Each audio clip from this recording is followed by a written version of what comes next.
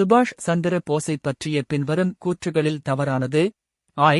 சுபாஷ் சந்திர போஸ் ஜனவரி 23, 1897 அன்று மேற்கு வங்காளத்தின் கல்கத்தாவில் பிறந்தார். 2.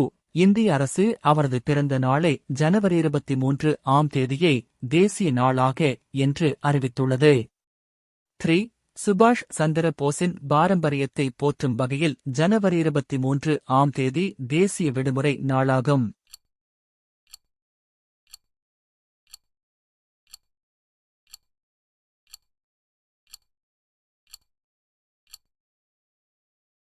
சரியான விடை டி. ஐ மற்றும் 3 மட்டும்.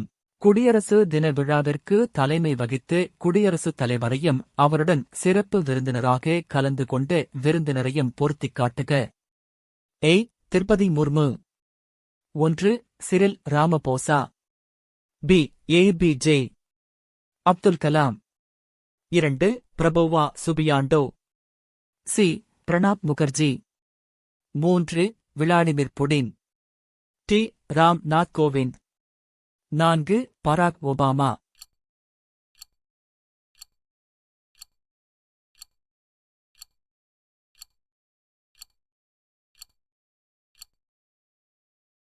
சரியான விடை B. A. 2. B. 3. C. 4. D. 1.